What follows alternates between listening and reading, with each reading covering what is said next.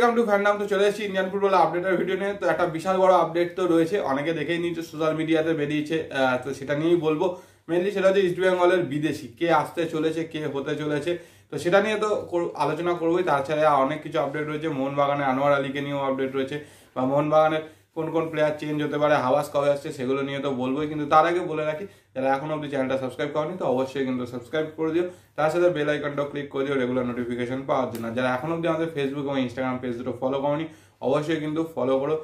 আমরা ওখানে কিন্তু সব রকম সব ট্রায়ালের সব আপডেট দিয়ে দিই। তো প্রথমেই যেই আপডেটগুলোতে আসি তাতে বলি, সেল মানে স্টিল অথরিটি অফ ইন্ডিয়ার ঝাড়খণ্ড ব্রাঞ্চের কিন্তু একটা ট্রায়াল রয়েছে। তো সেটা স্ক্রিনে তোমরা দেখে নাও। 17 এবং 18 জানুয়ারি ট্রায়ালটা কিন্তু বেঙ্গলে হবে, মানে ওয়েস্ট বেঙ্গলে হবে। তো যারা যারা সেই ট্রায়ালে যোগদান করতে চাও তো অবশ্যই দেখো নিচে কন্ট্যাক্ট নাম্বার দেওয়া রয়েছে, সেখানে ফোন করে যোগাযোগ করে নিও। কোথায় হবে, কি প্রসেস, সব কিছু কিন্তু জেনে নিতে পারবে। আর ট্রায়ালটা কিন্তু কল্যাণীতে হবে। কল্যাণী এ ব্লকের যে মাঠটা রয়েছে সেই মাঠে কিন্তু এই ট্রায়ালটা হবে। এছাড়া আরেকটা আপডেট দিদি, সেটা হচ্ছে এফসি বায়ার্ন মানে বায়ার্ন মিউনিক ওয়ার্ল্ড যে স্কোয়াডটা হয়, ওয়ার্ল্ড স্কোয়াড যেটাতে শুভপাল একসময় খেলেছিল, তো সেটাতেও পার্টিসিপেট করার জন্য বা সেটা ট্রায়ালের জন্য কিন্তু রেজিস্ট্রেশন করা হচ্ছে।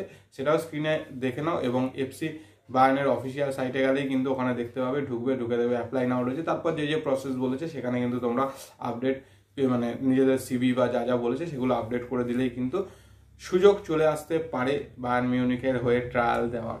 তো এবার আসি বাকি আপডেটগুলোতে। তো তার মধ্যে প্রথমেই বলি যে আন্ডার-17 ইউথ লিগ কিন্তু চলছে। গতকালকে কিন্তু একটা খেলা ছিল, সেখানে ইস্ট বেঙ্গল ভার্সেস ইউনাইটেড স্পোর্টসের খেলা ছিল ইস্ট বেঙ্গল মাঠে। তো প্রথম লেগে ইউনাইটেড স্পোর্টস জিতেছিল। আর গতকালকে কিন্তু প্রথমে 2-0 বলে ইউনাইটেড স্পোর্টস জিতছিল। তারপরে কিন্তু ইস্ট বেঙ্গল 3 গোল দেয় এবং দেবজিৎ রয় 2টো গোল করে। অসাধারণ। 97 মিনিট লাস্ট উইনিং গোলটা করে কিন্তু জয়লাভ করে। আর এই মুহূর্তে গ্রুপ টপে কিন্তু রয়েছে ইস্ট বেঙ্গল। আর আজকে কিন্তু মোহনবাগানেরও খেলা রয়েছে আন্ডার-17 ইউথ লিগে। এরপরে বলে রাখি এএফসি সি লাইসেন্সের ব্যাপারে কথা। তো রিসেন্টলি বেশ কিছু এক্স প্লেয়ার তারা কিন্তু এএফসি সি লাইসেন্সের জন্য গেছিল এবং সেখানে পরীক্ষাও দিয়েছিল এবং সেই পরীক্ষায় কিন্তু তারা পাস করেছে। বেশ কিছুদিন আগে জানো অভিষেক দাস কিন্তু এএফসি সি লাইসেন্স পাস করেছে। আর রিসেন্টলি গতকালকে যেই রেজাল্টটা বেরিয়েছে তাতে কিন্তু সায়ন্তন দাস রয়, শিলটন পাল, ডেনসন দেবদাস এদের মতো ব্যক্তিত্বরা কিন্তু এএফসি সি লাইসেন্স পাস করেছে। এরপরে আসি অ্যাসিস্ট্যান্ট ভার বা AVRS সিস্টেম নিয়ে, যেটা নিয়ে কালকে খুব চর্চা হচ্ছিল। তো বলে রাখি AIFF কিন্তু একটা উদ্যোগ নিয়েছে যে AVRS সিস্টেমটাকে চালু করা, মানে VRS সিস্টেমটাকে চালু করবে, VRS বা ভার সেটাকে চালু করবে।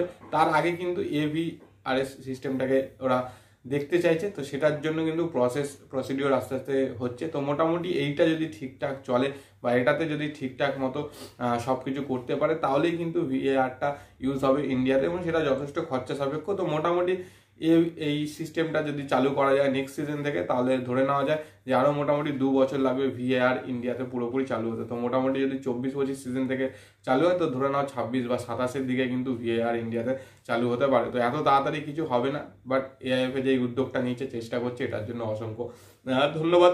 যে টিমগুলো সাফার করবে না, অন্তত কিছু হলেও হয়তো অ্যাডভান্টেজ পেতে পারে। এবার আসি বাকি আপডেটগুলোতে, যেটা হচ্ছে মেন আপডেট, সেটা হচ্ছে ট্রান্সফার রিলেটেড। তো প্রথমে মোহনবাগানের কথাই আসি, সেটা হচ্ছে আনোয়ার আলীকে নিয়ে। তো অনেকে জিজ্ঞেস করছিল যে আনোয়ার আলী কবে আসবে বা জয়েন করে। বলে আনোয়ার আলী কিছু মানে ট্রাভেলের প্রবলেম হওয়ার জন্য এসে পৌঁছায়নি। তো আজকে যা খবর, আনোয়ার আলী কিন্তু টিমের সাথে যোগ দিচ্ছে এবং প্রথম দিকে কিন্তু ও শুধু রিহাবই করবে। সেখানে মোটামুটি ফিট হওয়ার পর কিন্তু মেন প্র্যাকটিসে নামবে। এসেই কিন্তু প্র্যাকটিসে নামবে না। অনেকে ভাবছো যে এসেই প্র্যাকটিসে নেমে যাবে, তো এরকম কিন্তু না। প্রথমে রিহাব করবে, তারপরে কিন্তু প্র্যাকটিসে নামবে 2-3 দিন রিহাব করার পরে। তো আশা করা যায় হয়তো সুপার কাপের প্রথম ম্যাচ থেকেই হয়তো আনোয়ার আলীকে মোহনবাগান টিম পাবে না, হয়তো সেকেন্ড ম্যাচ বা থার্ড ম্যাচে গিয়ে পেতে পারে। আর আগামীকাল থেকে কিন্তু সুপার কাপ শুরু হচ্ছে। প্রথম ম্যাচটা কিন্তু রয়েছে আই লিগের qualifier, Inter Kashi versus Rajasthan United. যে জিতবে সে কিন্তু কোয়ালিফাই করবে মেন সুপার কাপে। আর সুপার কাপ কিন্তু দেখাবে Jio cinema, Sony liv, FanCode অ্যাপে। তো এই 3টে জায়গাতেই দেখাবে। তো সেই জায়গা থেকে আশা করা যায় যে কারো দেখতে কিছু অসুবিধা হবে না সুপার কাপ। এবার আসি ইস্ট বেঙ্গলের কথায়। তো এই মুহূর্তে ইস্ট বেঙ্গলকে নিয়ে এই মেন আপডেটটা, সেটা হচ্ছে ইস্ট বেঙ্গল থেকে কিন্তু প্লেয়ার বেরোচ্ছে এবং প্লেয়ার আসছে।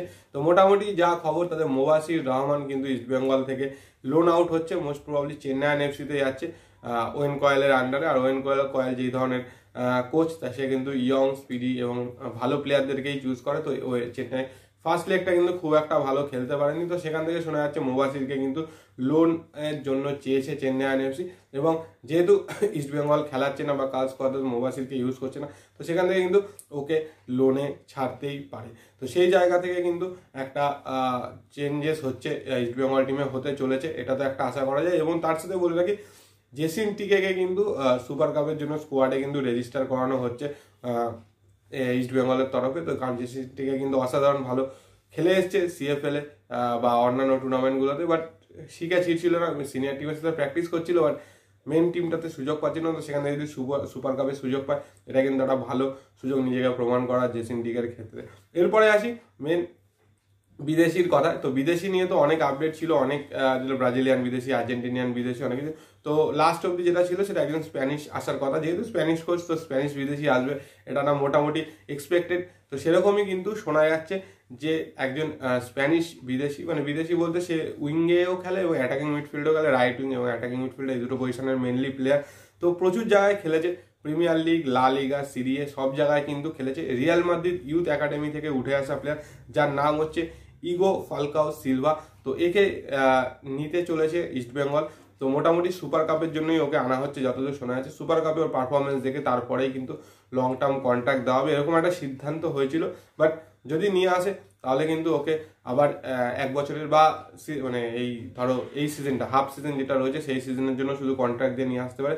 সেই ক্ষেত্রে কিন্তু একজন বিদেশিকে রেজিস্টার করতে হবে। এবং সেখান থেকে যা খবর, যদি এই ফালকাও সিলভা যদি আসে তাহলে পরে মোটামুটি স্যাভিয়েরোকেই কিন্তু রেজিস্টার করা হবে। সেখানে কিন্তু স্যাভিয়েরোর জায়গায় ওকে ইউজ করে দেখা হবে কিরকম কি পারফরমেন্স করছে। আর এই বিদেশি খুব কম বয়সী নয়, 34 বছর বয়সী player, Real Madrid youth academy থেকে উঠে এসেছে এবং লা লিগাতে খেলেছে, বার্সেলোনার আন্ডার-19 আন্ডার-16 খেলেছে, রিয়াল মাদ্রিদ ইউথে ছিল, সিরিয়াতে খেলেছে, এএস রোমার হয়ে জুভেন্টাসের জুনিয়র টিম মানে সেকেন্ড টিমের হয়ে খেলেছে, এবং প্রিমিয়ার লিগে টটেনহ্যাম, সাউথহ্যাম্পটনের মতো টিমেও কিন্তু খেলেছে। সো সেখান থেকে কিন্তু এক্সপিরিয়েন্স যে খুব একটা কম সেরকম নয়। আর লাস্ট কিন্তু মানে ফ্রি প্লেয়ারই ছিল, সেরকমভাবে কোনো ক্লাবে ছিল না, খেলেও নি। এবার চোট আঘাত জনিত কোনো ব্যাপার আছে কিনা সেটা তো জানা নেই।